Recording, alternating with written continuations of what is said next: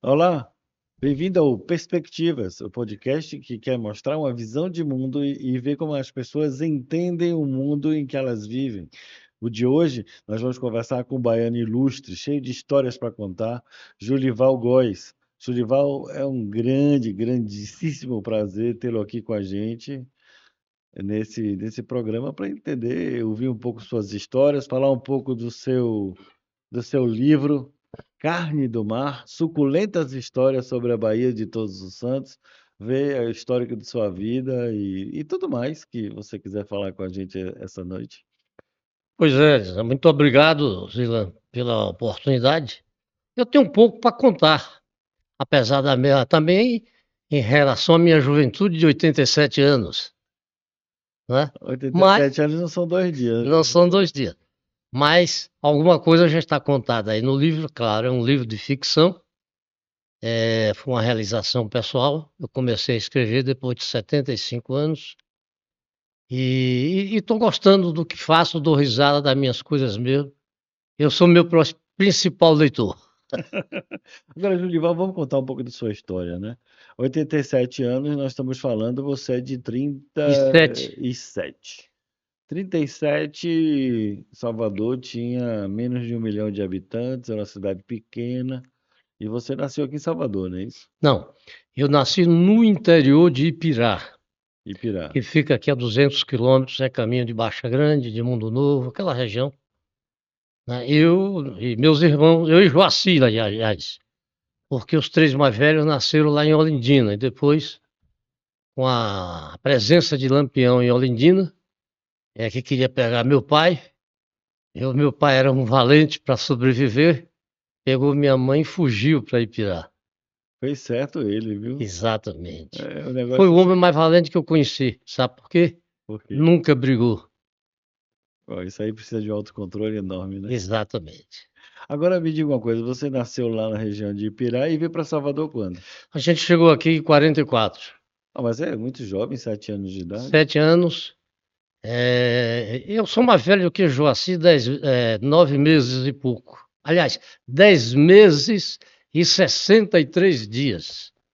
Tanto é que em agosto a gente fica algum período com a mesma idade, né? Então, naquela época, a minha mãe, era uma mulher extraordinária, mais do que meu pai, disse o seguinte: meus filhos não ficarão aqui como nós, na enxada, porque era na enxada que eles trabalhavam, e curando bicheira de animal. Meu pai não acreditou. Um dia ele viajou para o Mundo Novo, ele era fiscal do Derba, né? E lá Aham. ela simplesmente pegou um caminhão velho GMC, aquele que você virava com a manícula, chamava manícula. Tchá, tchá, tchá. Pegou a mim e o Joaci, botou dentro da boleia, que o pessoal hoje chama gabine, e os três mais velhos em cima do caminhão, separado por umas tábuas. Na frente, os três mais velhos, que eram Joilson e Jacira, já falecidos, tem o Jefferson agora com 90 anos, e atrás, carneiros e porcos para vender na água de menino. E aquela mulher, na época, levantou muitos comentários, porque nenhuma mulher dirigia um automóvel, quanto mais um caminhão, e sem nunca ela ter vindo a Salvador. Ela veio sozinha e foi morar na Piedade. Então você Na veio Solidade, aliás. na Soledade. É. Ah, que história interessante. E me diga uma coisa, 7 anos você chegou aqui em Salvador e ela se instalou, foi estudar onde? Rapaz, nós estudamos primeiramente em colégio, era uma mistura sempre, né? Depois evoluiu um pouco com a venda dos carneiros e os porcos na água de meninos. E aí eu tive até uma história, meu pai, que eu era endiabrado, mesmo vindo do interior, Mas ainda é, né? e ainda sou. Meu pai, com receio de eu fugir, de eu me perder na cidade, disse: se você sair, o soldado lhe pega. E a gente morava num sobrado. Embaixo era uma casa funerária até hoje existente. Ah, é. E tinha uma varandinha que tinha um dreno, né? Para quando chovesse a água escorrer. Eu estava com a bala redonda e colorida, chupando a bala quando ela caiu e passou pelo dreno e caiu na rua, na ladeira ali aquela ladeira onde tinha o Colégio Carneiro Ribeiro. Não sei se você conhece. Ah. Não sei se você conhece aquela região ali. Pode pegar aqui o celular. E aí a balinha desceu aquela ladeira Aham. de água brusca, meu amigo. E eu correndo atrás, eu correndo atrás, eu correndo atrás, fui lá pra feira. Quando eu vi um coturno, sabe o que é um coturno? Sei, Eu só. vi o coturno, eu olhei pra cima e gritei: Uai, o guarda vai me matar, o guarda vai me matar. E aí uma senhora feirante tomou minhas dores e terminou. O guarda foi me levar em casa, que teve uma dificuldade, porque eu não sabia voltar, né? Ah, você não sabia voltar. Não, eu era muito pequeno. Primeira vez que eu tinha saído. Sim, mas Salvador não era tão grande Mas naquela sim, mas época. eu tinha 7 anos e nunca tinha saído. Tinha acabado de chegar lá do interior para morar nesse sobrado. Foi a primeira vez que eu desci o sobrado. Mas aí vocês foram estudar onde? Escola pública ou escola Ah, privada? sim. Nós estudamos lá na escola Maria Quitéria, lá no alto da ladeira dos Galés, que era muito bom o ensino.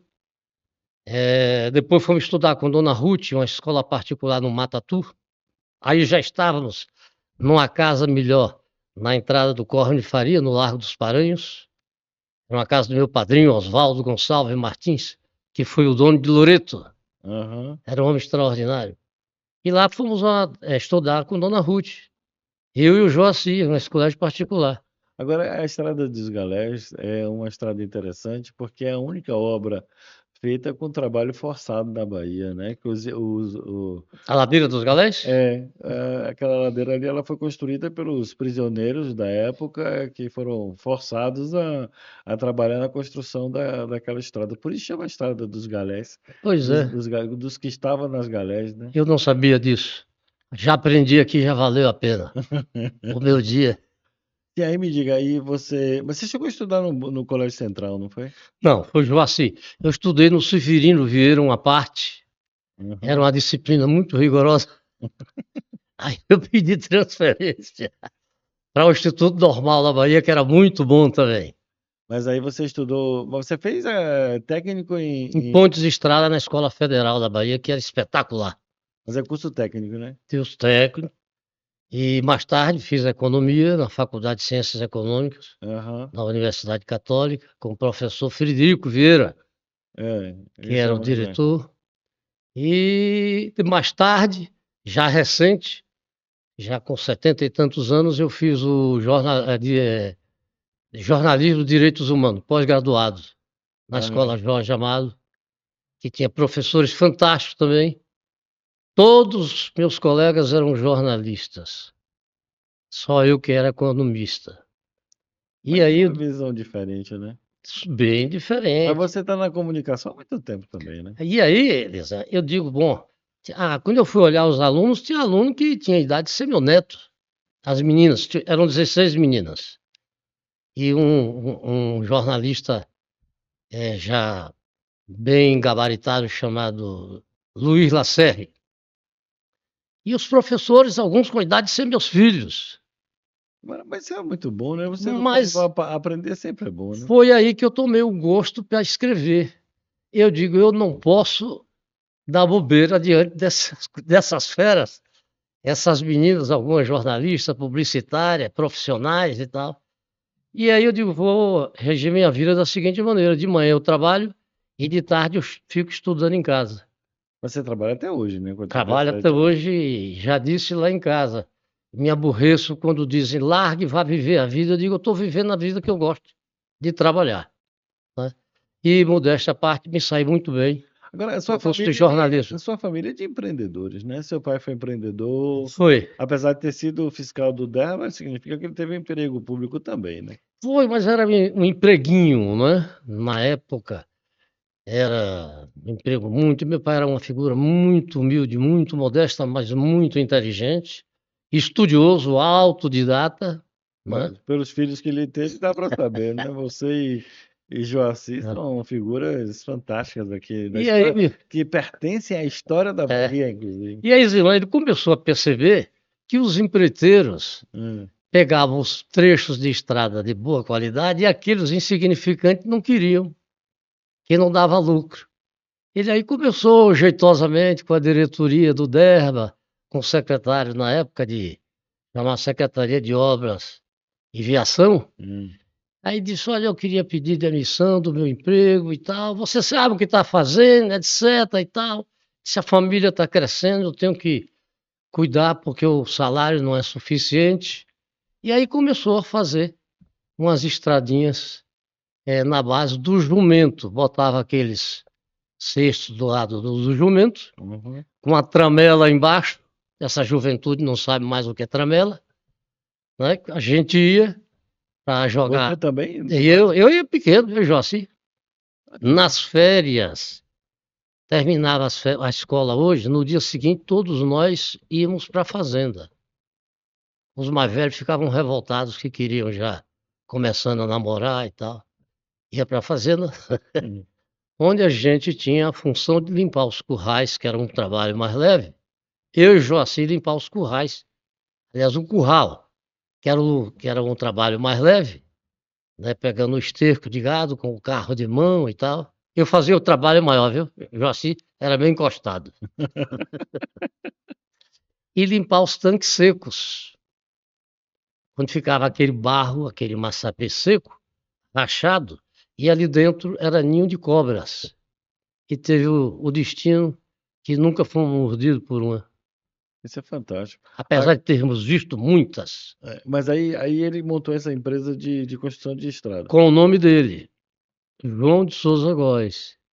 E começou a fazer pequenos trechos. O mais velho, meu irmão mais velho, que foi namorado de paquera de Marta Rocha, na época, Marta Rocha, a Miss Brasil. Miss Brasil. Ele um É, dia bom, digamos assim, ele deve ter tido uma capacidade de convencimento enorme, né? tinha, Devia tinha, falar bastante isso. tinha. Aliás, é uma coisa que todos vocês têm, né? Uma capacidade de verbalizar as coisas muito boa, né? Aí um dia o quarto dele amanhece vazio. Meu pai procura, chega, não encontrou, porque ele só dormia tarde e acordava tarde.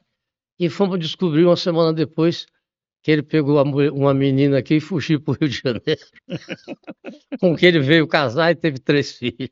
É mesmo que história massa, interessante. E aí, o que é interessante, ele não é nem Joaci, nem Jefferson, nem Joaci, nem eu, Julival. Ele voltando com a nova visão do Rio de Janeiro, disse: meu pai, nós vamos fazer uma construtora de verdade. E aí fez o chamado Construtora Góes Limitada. E aí se habilitou a pegar serviço, Isso foi em que ano? rapaz, na década de 60, por aí, Hum, por aí. 60 anos atrás, mais ou É. menos. E acredite, a nossa revelia, ele comprou o trator mais caro do Brasil. Bom, agora tinha que pagar o trator, né? Chegou na alfândega, na época, né? No No cara cais, que era importado, né? Não fazia importado. nada aqui. E foi a nossa sorte que naquela época você demorava de liberar a máquina. A burocracia era muito grande. A máquina às vezes chegava primeiro do que o documento vindo do exterior. Nesse período a gente se virou de arrumar o dinheiro para tirar a máquina, porque a Vilmac, que era a importadora, não confiaria em vender a máquina a gente que não fosse amarrada a determinadas situações. E assim a fizemos. E esse amigo aqui que está lhe falando foi morar no interior lá de Pujuca, depois de Catu, entre Catu e Pujuca, virando noite e dia, trabalhando com a máquina e com os tratoristas. Eram 3 tratoristas revezando cada 8 horas para a máquina não parar. Eu era o ajudante. Mas a construtora de vocês virou uma das maiores construtoras do estado, né? Graças ao meu irmão Joilson, mais velho, que infelizmente foi assassinado há alguns anos no Rio de Janeiro. Uma pena. É. E daí, e o que aconteceu depois? Bom, a construtora progrediu, o nosso irmão teve que sair porque era muito gastador.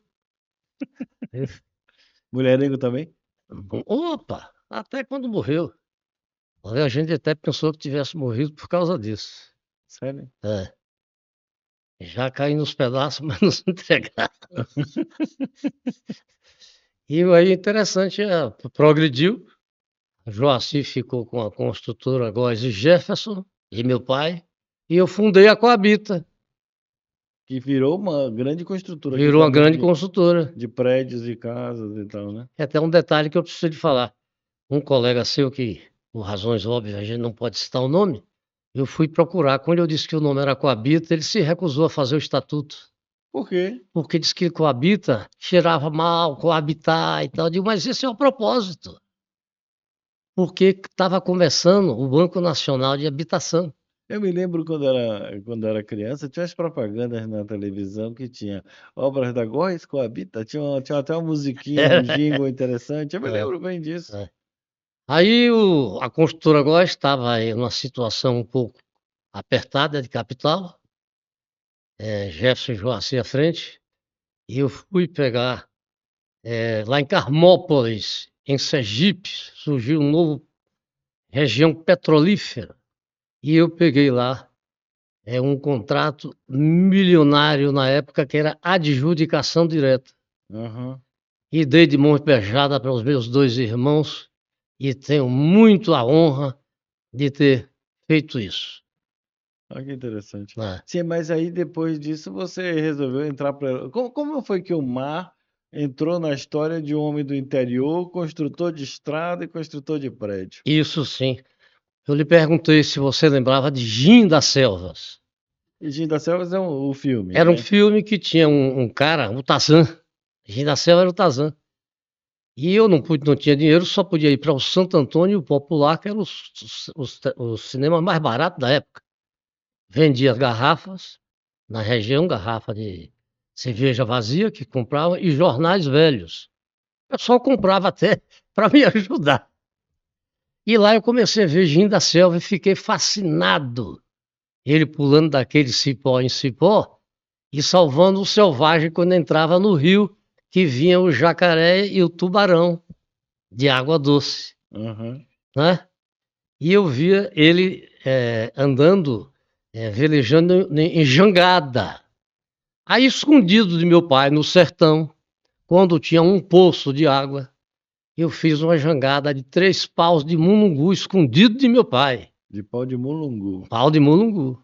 E entrava na água com a faca na boca, imitando Gin da Selva, e gritava aquele grito de Tarzan. Bom, e aí fiquei fascinado pelo mar. Um dia eu fui sair do Matatu com um amigo meu, escondido da família, fomos tomar banho no Porto da Barra. E lá, meu amigo, era só pulando daquela pedra perto do iate, perto do iate, perto do iate. Quando a maré começou a dar sinal de puxar, um pescador veio e botou a gente para fora. Moleques para fora daqui, senão vão morrer afogados e tal. Bom, quando é na década de 60, eu comprei uma lancha cujo nome era Disparada. E essa lancha ali onde era o antigo Cais Corrêa Ribeiro, que hoje é o Trapiche, aqueles prédios de apartamentos de luxo, eu estava abastecendo a lancha, eu e minha mulher, claro, o marinheiro, e na frente, na popa, na proa, 3 sobrinhos. O marinheiro não cumpriu aquelas determinações e eu estava olhando para o sol, um sol lindo, forte. E quando eu vi, só foi aquele estouro, né? E fui ejetado para fora e caí no mar. Felizmente que é ali perto. Aí o marinheiro ficou preso pelas chamas, apavorado, socorro, socorro. E gritava a ele, pule na água, pule na água, pule na água. E um sobrinho meu, pequeno também que estava, né? Ficou cercado pelo fogo, que hoje é médico, Antônio Carvalhal. E aí pularam na água, e à medida com o impacto da explosão, os 3 pequenininhos pularam na proa, em frente à proa, em vez das laterais. E a lancha caminhando em cima dele, né? Pegando fogo. Pegando fogo, e eu gritava, mergulha, e mergulha, e mergulha, e eles mergulharam. Deu tempo da lancha parar. Bom, eu não senti nada. Fiquei nadando, saí, umas 20 pessoas, umas 15 pessoas no cais, assustadas, apavoradas com aquilo, né? Quando eu saí, em terra, todo mundo virou as costas para mim. Eu não entendia nada. Sabe o que era? Perdeu a roupa. Não, eu estava queimado e não sentia. É mesmo. Aquelas bolas enormes que saía com a pele Aham. né, com a queimadura e tal. E aí um cara chamado René, da Móveis, fábrica de móveis, René, que tinha aqui na Bahia, não foi de seu tempo, que você é um menino, era de móveis de alto luxo, me botou dentro do Fusca com minha mulher e me levou para a clínica, na época chamava, acho que atende em frente ao hospital, o hospital principal da Bahia, hospital público, tá? Aquele Na Graça, na Graça, Hospital das Clínicas, Hospital das Clínicas da Universidade Federal. exatamente. Aí entrei, os médicos pegaram a toalha, disse, só vai sentir o impacto. Uma pomada amarela e nas pernas. Dei um berro danado, de dor me urinei. Eles viraram. Essa criança, a criança tinha uns 14 anos, 12 anos. Ele trouxe carregando, eu era magrinho, né? Ele trouxe carregando. Quem é? O senhor disse, ele fez alguma coisa de mal aí? Eu tinha pensado nisso. Ele disse não. Eu disse o que é? Ele disse, ele está tão queimado que não sente. Ele se queimou também? Muito, e não sentia, que estava tão queimado. Quase morre. Ficamos lá uma porrada de dias, depois fomos para o Hospital das Clínicas, no Hospital Português, ficamos lá 15 dias e quem nos tratou foi, na época, o médico Aleixo Sepúlveda.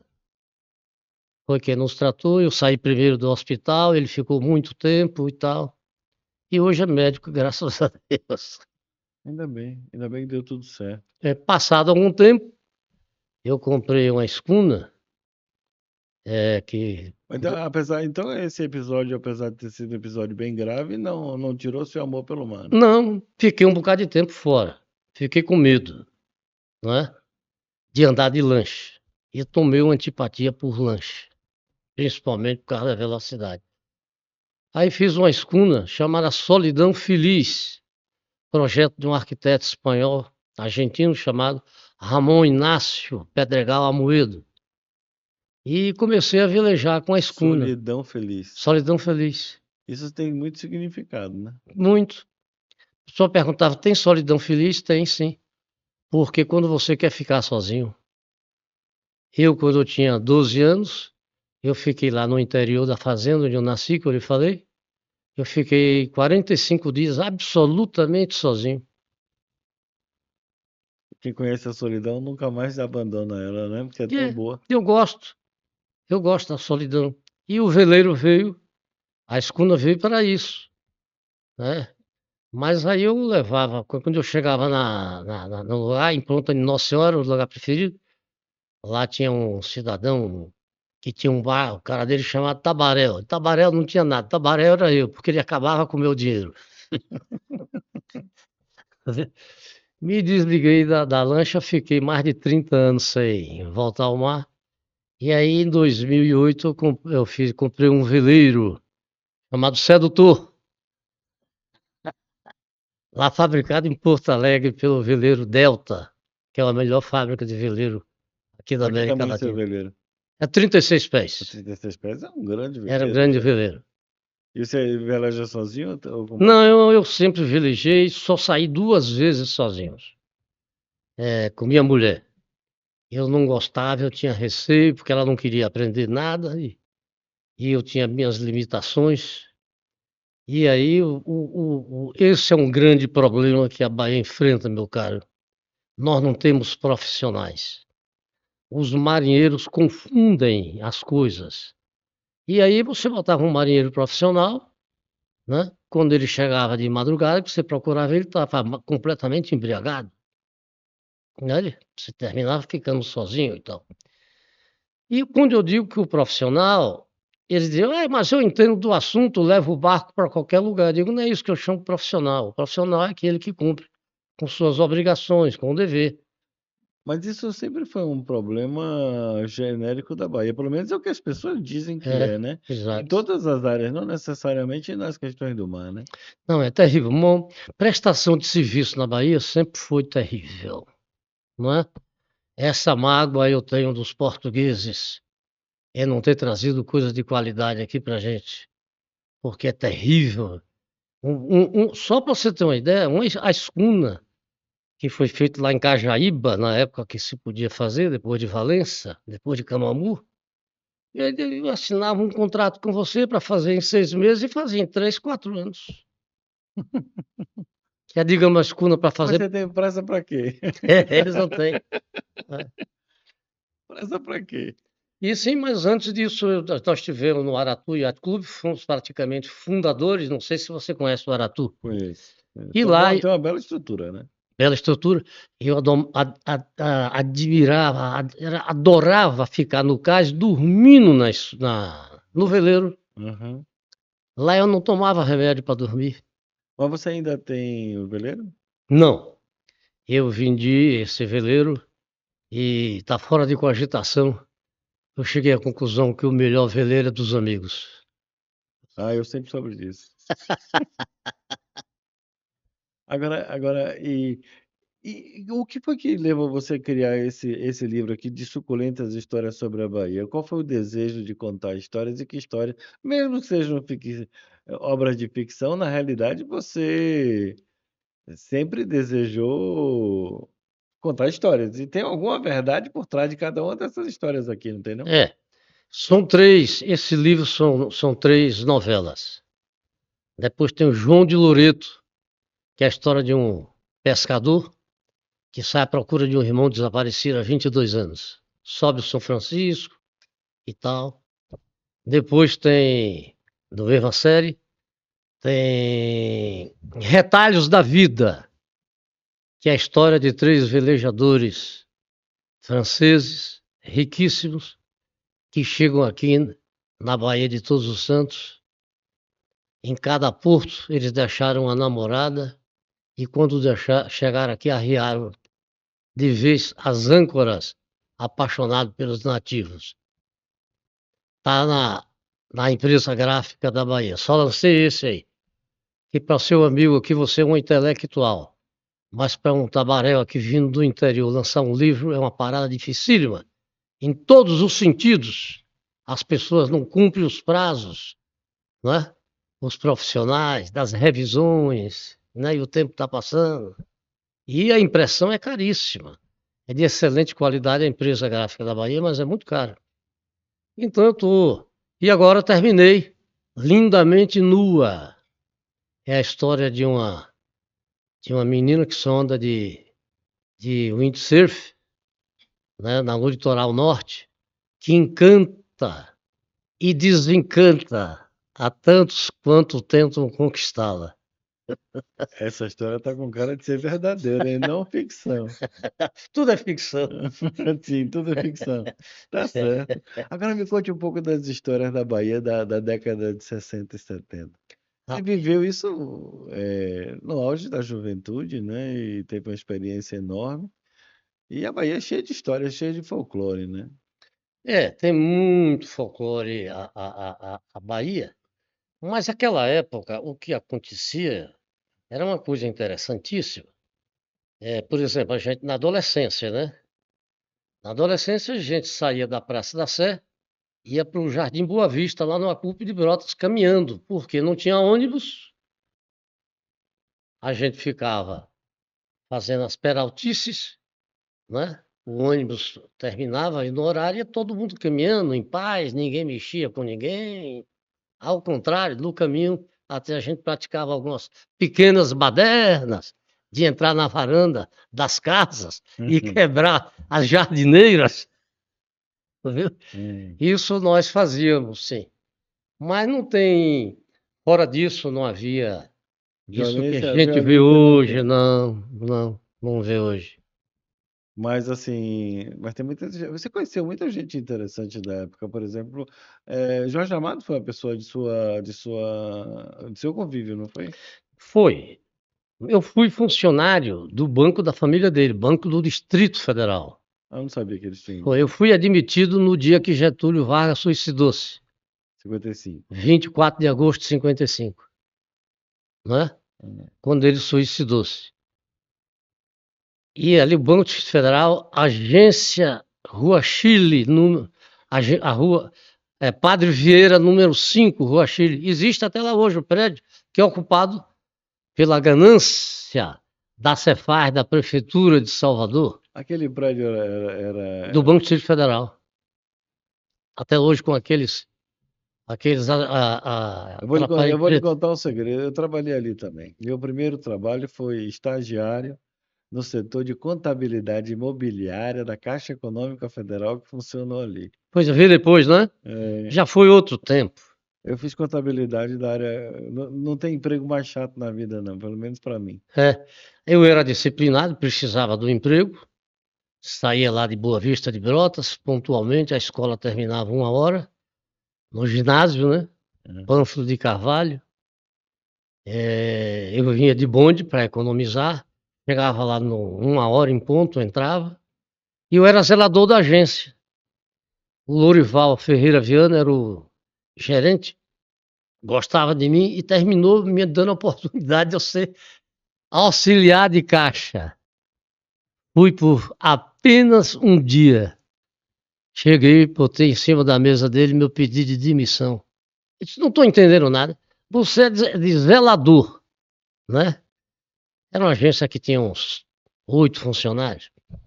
E tem uma oportunidade dessa, eu digo, pois é. Eu me atrapalho pegando dinheiro e tenho medo de pagar a mais. Uhum. E aí ele disse, então fique na sua função, mas você não vai voltar para ser o zelador. Você vai ser auxiliar de correntista. Você depositava o dinheiro, você escrevia à mão. Crédito, débito, tudo à mão. E no final do dia, alguém conferia aqueles lançamentos, quando o banco veio pouco tempo depois entrar em regime de falência. Né? Era de Chileno Amado, da família de Jorge Amado. Aqui eu não conheci também pessoalmente, né? Mas conheci a fama deles, ricos. Ele inclusive morreu daquele jeito, não sei se você lembra. Ele dirigindo o carro na porta, na porta da fazenda dele lá em Ilhéus.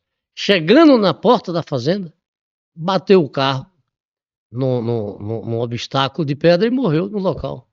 Eu não sabia que tinha É. feito isso. Né? Mas sempre foi uma família muito correta. O banco entrou em liquidação. A gente distribuía 100 fichas por dia. E quem foi escolhido para distribuir as fichas, por unanimidade, esse sertanejo que vos fala, Jurival Fonseca de Góes, porque era tido como um cara inocente. Não seria corrompido, porque eu cheguei a receber, na época, de um pessoal cacauicultor, lá de Piauí, me disseram que esse carro Volkswagen é seu, se você nos botar na frente, que eram 100 fichas sorteadas. E tinha aqueles limites, as pessoas que tinham menos. Mas quando aquele que tinha menos não vinha, podia entrar um outro. A Bahia sempre teve dessas histórias, E né? graças a Deus, rapaz, eu fico muito feliz e honrado de contar isso para meus bisnetos, né? Porque o ano que vem, esse ano que vem eu vou ser tetravô. Até travou. É, Ah, lá, maravilha. lá nos Estados Unidos eu tenho lá 2 bisnetas, uma casou-se há uns 6 meses e ela estuda política internacional e no período de férias elas vão para a África ajudar aquela situação que está lá. São todas duas, são evangélicas. Minha filha mais velha, que mora nos Estados Unidos, a Naira, casada com o Marcelo, são evangélicos. Toda a minha família dos Estados Unidos é evangélica. Radical.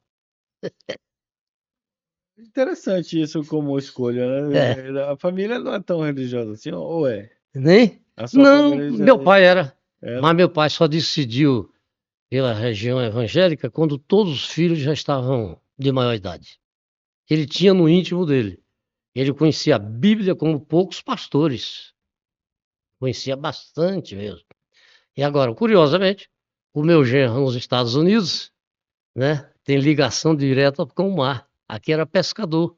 E lá, ele, todo final de semana, eles moram lá há 24 anos, em Fort Myers, na Flórida, no Golfo do México. Você um dia passou o furacão por lá agora? Passou perto. Eles botaram aquelas tábuas para proteger a casa, mas a casa dele é de bloco. tiveram pequenos estragos, mas teve casas na vizinhança que sofreram bons estragos, mas pelo menos na cidade deles ninguém morreu, né? Ele é pescador mesmo, e pesca peixe, e ele pegou um tubarão do outro dia desse, 250 quilos, depois soltou, né? Porque aquela espécie não poderia trazer. Mas ele é pescador profissional ou pescador... Só para ele. Não compra em 24 anos 1 grama de peixe. Isso é interessante. É. E sempre ligados ao mar, né? O mar. Agora, você saiu da construtora quando? Já faz tempo, né? Rapaz, a Coabita, eu entreguei de mão beijada para meus irmãos e, como eu lhe disse, foi uma honra muito grande para mim, e botei outra empresa. Fui morar no interior de Brumado, ainda com a construtora Góes, ainda lá, e lá encontrei os desafios muito grandes. Naquela época não havia comunicação, eu fazendo um pequeno trecho, Brumado e Livramento do Brumado, e Nossa Senhora do Brumado. Na realidade, nessa época da década de 60, 70, estávamos fazendo a ligação do interior do estado com a capital, porque, por exemplo, Ilhéus era melhor ir de navio do que de estrada, né? Sem Nem dúvida. tinha, né? É. Não, eu vou lhe falar, quando eu fui visitar Porto Seguro, que eu fui o primeiro da família, eu peguei a estrada de barro e fui num Fusca. Levou quantos dias para chegar lá? Rapaz, levamos 2 dias. Eu e meu irmão Joildo Caçula, que é apelidado Tuareg, porque ele desaparecia no mundo, né? Tuareg. Foi um dos parceiros, amigos dos Novos Baianos, de Roberto Carlos. Até hoje vive aquela loucura, mas é um coração extraordinário. E aí levei. Isso faz uma vida interessante, né? Não, repare. Veja, a vida não é nada mais do que um conjunto de experiências e histórias para contar. Exato. Se a gente chega no final dela cheio de histórias para contar, a gente viveu bem. Eu vou lhe contar aqui porque ele não se incomoda. Ele andava fazendo uma determinada extravagâncias. E aí eu peguei para ele viajar comigo, porque meus irmãos eram muito severos com ele, né? E aí eu peguei para viajar comigo. Digo, mas eu vou chamar alguém para vir fazer companhia. E chamei um terceiro para fazer companhia. Quando a gente, depois de 2 dias, chegamos lá em Eunápolis, que era na época a maior vila do mundo, eu fiz as compras, charque, etc. Desci para Porto Seguro, que não tinha nada, consegui lá uma pensãozinha de 2 quartos. E aí é que eu descobri que o cidadão que eu levei para tomar conta, ajudar a me tomar conta do meu irmão, Era que tá precisando tomar conta. desapareceu, meu amigo. Desapareceu? Eu encontrei 3 dias depois. Conta essa história aí. E foi um trabalho desgraçado, porque foi lá em Caravelas, no Farol. Ele subiu o farol, tomou umas cachaças, subiu o farol e não conseguiu descer, que era uma vertical. Eu tive que subir com o secretário do prefeito, segurar ele para trazer. Eu levei de volta para a pensão e lá digo, aqui tranquei num quarto, aqui você não sai. E o meu irmão, que foi para ser tomado conta, passou a tomar conta dele. Aí ele andava com os Novos Baianos na época da Tropicália, daquela movimentação toda. Tudo, Na Roberto. realidade, a sua família toda sempre foi envolvida com a questão da cultura e da política também, né? Também. Você chegou a participar de política também, não? Participei, fui candidato em 1990.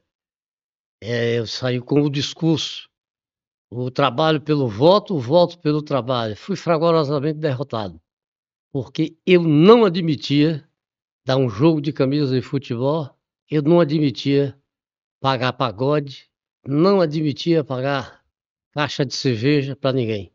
Digo, isso tem que acabar. E fui votado, aí nos 200, sei lá, um gato pingado aqui e acolá. Não tive um vereador me apoiando, que diga que o dinheiro eu não dou. Entendeu? Mas aí não se faz. Não tem chance. Não tem chance. Nenhuma. Aliás, isso, a propósito, digo a você o seguinte: com 87 anos, nunca faltei uma eleição. nem municipal, nem federal. Você votou em todas. Todas, nunca votei nulo nem branco. É, Mas sua tendência é mais uma tendência. Na época estava na abertura política, nós estávamos abrindo nós tínhamos a nova Constituição e tal. Mas você, como foi o período de ditadura militar? rapaz, eu convivi bem, né? Eu convivi bem. Meu irmão e Jairo Simões é que criaram lá, tiveram umas adversidades, que eu levei 10 anos para aprovar um projeto, naquela época eu estava na Coabito, aprovar um projeto, que é hoje o Jardim da Boladeira, o Imbuí. Quando eu ia, a prefeitura, era Jorge Age, dizia, olha, só pode aprovar com o Exército. Eu ia para o Exército devolvia para a prefeitura, 10 anos. Até que um dia, um sargento chamado Naival Estávola de Menezes, que tinha sido amigo meu, conhecido amigo meu lá em Córrego de Faria, na adolescência, na minha juventude, disse, olha, o projeto seu não será aprovado, por causa da postura do seu irmão e do seu diretor Jairo Simões, que era um nome muito conhecido, né? Professor universitário, economista, compositor. E aí um dia eu pessoa me apresente a um superior, a um tenente. Do tenente eu fui conhecer, depois o capitão.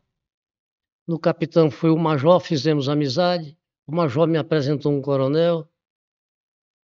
E aí, um dia, creia, eu sou chamado pela Relações Públicas do Exército, no comando da 6ª Região Militar, para um almoço, lá onde é o Tribunal de Justiça, ali no Imbuí.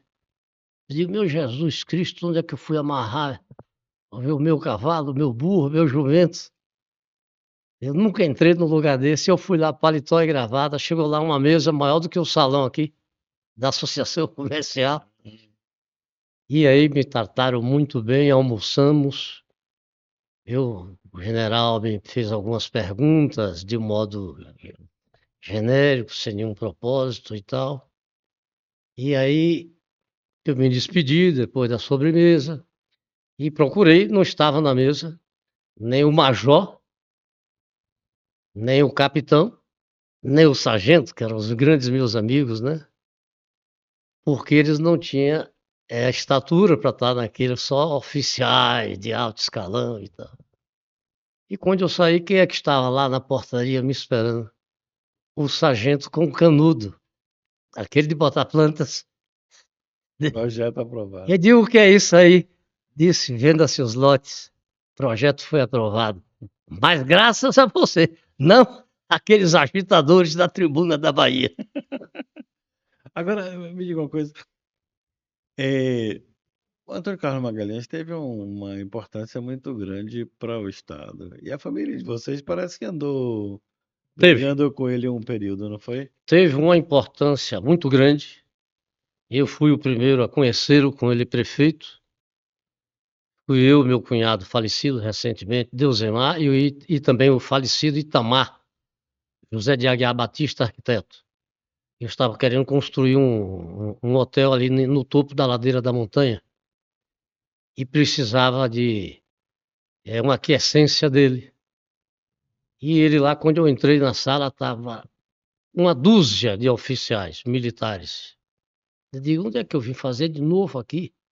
Ele nos recebeu magnificamente bem, o Antônio Carlos, e disse o seguinte: você acompanhado com esse menino talentoso, que era o arquiteto Itamar Batista, a gente não tem o que discutir.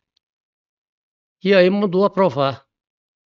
Mas a minha incompetência em fazer determinadas situações terminou nunca sendo aprovado. Veio depois Clériston Andrade, que era o procurador, né? Um cara muito correto, muito direito, amigo de meu pai e tal.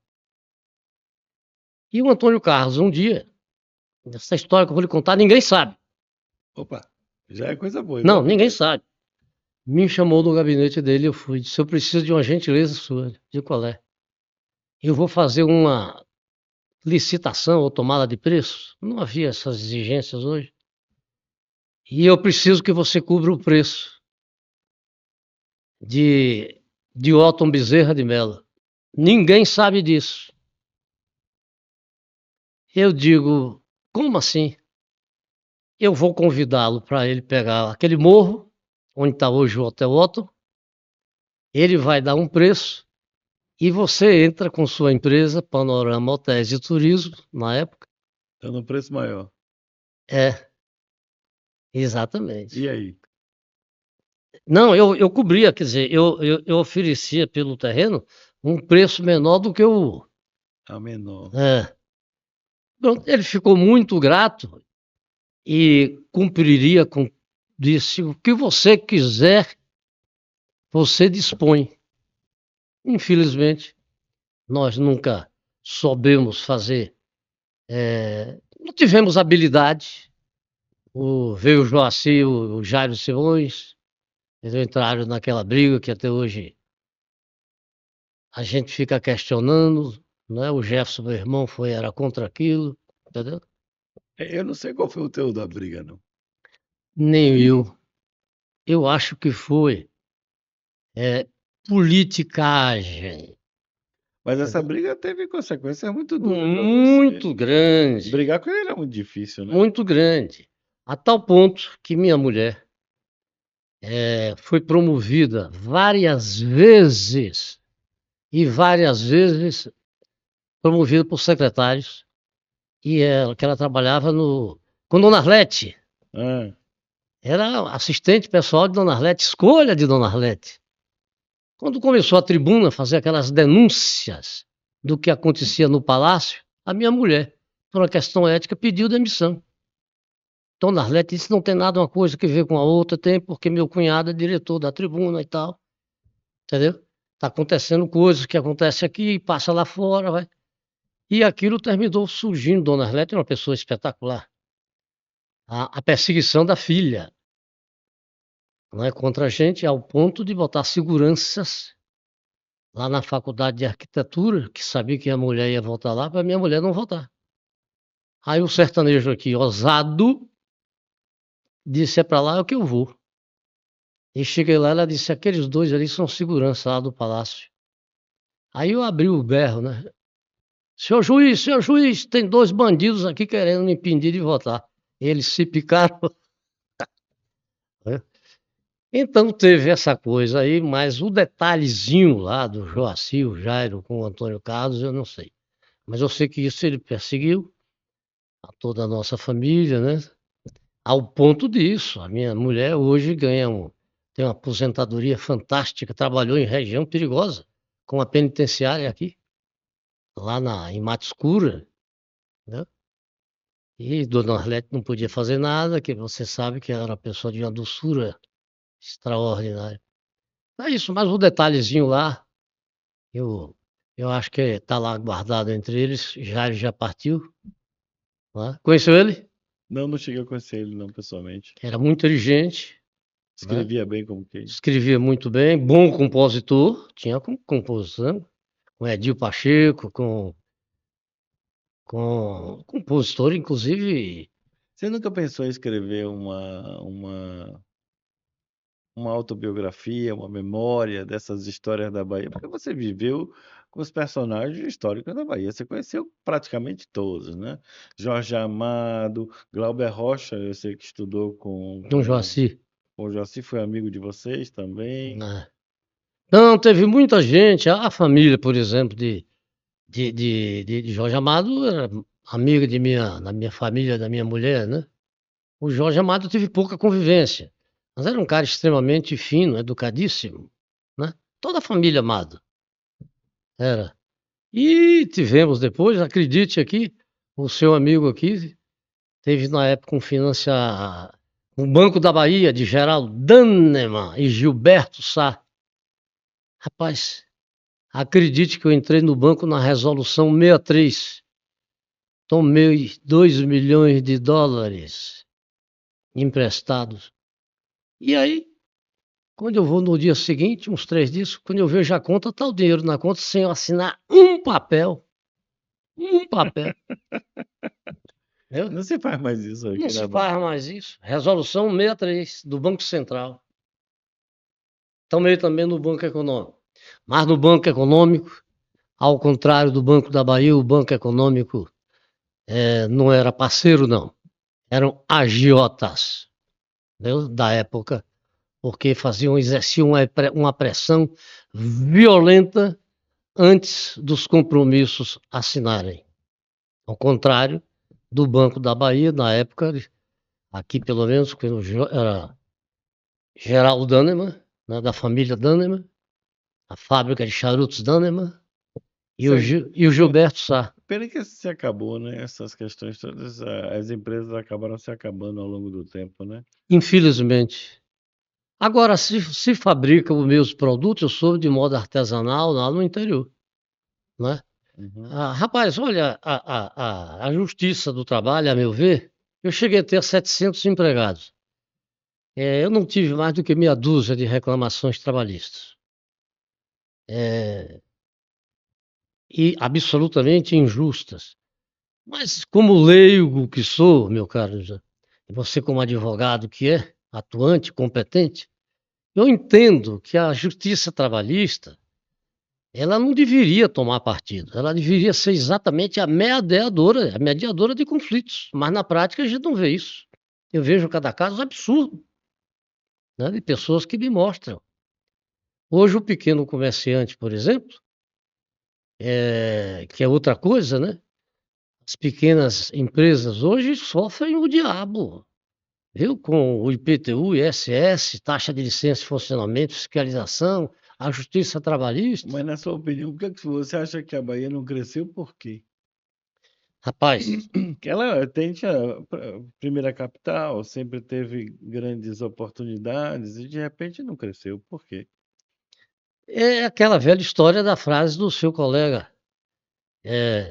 Não sei se ele era seu colega, né? Mas pelo menos, muito antes de você, o Otávio Mangabeira, né? Pense no absurdo e a Bahia tem precedência, E né? você viveu vários desses Desse precedentes. tipo. E, por exemplo, aqui tinha um gerente geral da Petrobras, que eu queria abrir uns postos de gasolina, e ele mandou um recado claro, viu? Não abrirá enquanto eu for gerente da Petrobras. E assim foi. E assim foi. Também eu terminei comprando 2 postos de gasolina de terceiro. Um lá no Retiro, da Bandeira S, e o outro ali no Bondocô, que existe até hoje, onde era a Sanave, né? Uhum. A Sanave é concessionária de automóveis. Então, eu acho que era o ciúme que as pessoas tinham, no nosso caso, por exemplo, quando surgiu o shopping Iguatemi, aquilo foi ideia nossa, Isso eu não sabia. foi. E o mérito maior aí foi exatamente do Joaci. Ele mandou 2 técnicos morarem na Europa para estudar shopping. Ah, é? 2 técnicos foram morar, passaram um ano na Europa, com a família toda, tudo pago por nós, tá? Quando voltaram aqui, eu mesmo peguei a pasta e ia bater na porta dos empresários, que a gente não pode citar o nome, até porque alguns já se foram, e eles disseram: sertanejo, isso é coisa para daqui a 200 anos. A Bahia não tem campo para isso. E erraram feio. E arriliavam. Sabe o que é arriliar? Arriliavam. Quando a gente saía, que funcionários nos contavam depois. Aí veio de quem? Da Paraíba, mais competentes do que nós. Eu entendo que são mais competentes do que nós, os paraibanos e os sergipanos também. E aquela família do Banco de Campina Grande botou o shopping Iguatemi, que hoje é Salvador, é um sucesso absoluto, não é? Sempre foi. Sempre Sempre foi. foi. Sempre foi. Agora, assim, a gente está chegando já no final aqui do nosso bate-papo, né? E tem várias histórias que eu gostaria de conversar com você. Acho que a gente não vai ficar só nesse bate-papo, não. Mas eu queria entender por que que você, depois de uma história rica dessa, uma experiência, história do mar, história do sertão, toda essa atividade de empreendimento, foi parar na rádio. É, o Frois, o pai do Marcelo Frois, foi meu colega de sala de faculdade. A mãe de Frois também, Helena, Maria Helena. E aí a gente ficou muitos anos sem se ver. Quando eu comprei o Sedutor, o veleiro, lá um dia eu encontro ele em Camamu. O Aratu Yacht Club fazia anualmente um rally de ajuda à população pobre, levava dentista, médico, víveres, roupa e tal. E aí eu fui nesse rally. E lá, quando a gente tá no restaurante, quem é que eu encontro depois de muitos anos? Exatamente, Everton Pedro Frois. Conheceu ele? Não, eu conheço o Marcelo, filho dele. É completamente diferente. Marcelo era grandão, ele era pequenininho, inteligente, viu? Dizia o que sentia na hora às pessoas. E aí a gente refez a amizade. Quando eu vou para o Aratu, e ele me convida, se eu queria fazer um trabalho lá para ser o Comodoro do Aratu, eu digo de maneira nenhuma. Posso ser auxiliar. E terminei sendo um auxiliar de elevado cargo para mim. Então, meu merecimento, que era o vice-comodoro. O comodoro era o Jorge Eduardo Nogueira, o maluco beleza, doido de pedra, e por isso fez uma administração fantástica, ao ponto de aproximar a sociedade do Aratu Yacht Club, esse mérito era dele. E aí um dia Freud me convida para fazer uma entrevista na rádio. O programa já estava na rádio. Eu vou. Quando chega lá, depois do programa, ele começa a coçar na Rádio Metrópole, né? A cabeça debaixo da. Conhece a Rádio Metrópole? Conheço, Tem conheço. lá uma jaqueira, né? E começa a coçar a cabeça e tal. Eu disse, rapaz, você poderia vir domingo que vem? Eu, eu digo, desde que não seja um hábito, porque é o dia que eu estou no mar. Eu fui. Aí ele começou a me ligar. Ó, eu botei você no programa, botei no programa. E lá fiquei. Tem 12 anos. 12 anos virou já radialista. O programa tem 17. Nós vamos comemorar agora em novembro. Vamos fazer. Claro, Marcelo é o âncora, ele conduz o programa com um brilhantismo fantástico, que eu lhe confesso, quando o meu amigo Freud se foi, né? Eu fiquei lá até os últimos momentos dele, né? Da situação dele. Tá no Hospital Bahia, quando ele finalmente partiu. E eu digo, oh, meu Jesus, Marcelo morando em Alagoinhas, né? Família em Alagoinhas, a casa da feijoada dele em Alagoinhas. E eu digo, meu Jesus, como é que eu faço? Eu não tenho capacidade de segurar esse programa, né? Aí ele veio. Ele veio, viu? E antes ele já colaborava de vez em quando. Ele deu uma roupagem muito mais profissional do que as brincadeiras que eu e meu amigo saudoso Frois fazíamos Mas até hoje é o único programa especializado na área do mar aqui no rádio local, no no jornal Brasil. local. No Brasil? É, Foi um dos primeiros? nós andamos investigando no Brasil, Que fantástico, que fantástico. 17 anos. Julival é uma história de vida fantástica. Eu espero que você tenha gostado desse nosso bate-papo, porque eu gostei bastante. E eu acho que tem muitas histórias aí para a gente contar depois, uma outra oportunidade. Eu gostaria de lhe agradecer a sua presença aqui com a gente.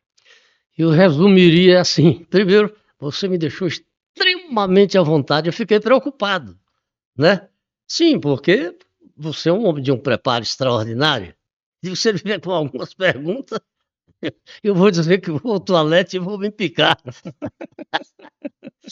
viu?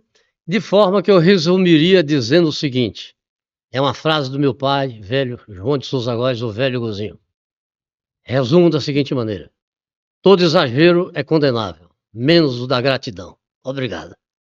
Eu gostei dessa frase, e essa frase eu vou incorporar ao meu patrimônio também, em homenagem a seu pai. Muito obrigado. Na próxima semana, mais um podcast Perspectiva. para que a gente possa entender a perspectiva do mundo das pessoas, entender as pessoas, entender o mundo que a gente vive e fazer o mundo melhor, porque é através da comunicação, do diálogo e do entendimento das outras pessoas que a gente vive bem e vive feliz. Até lá.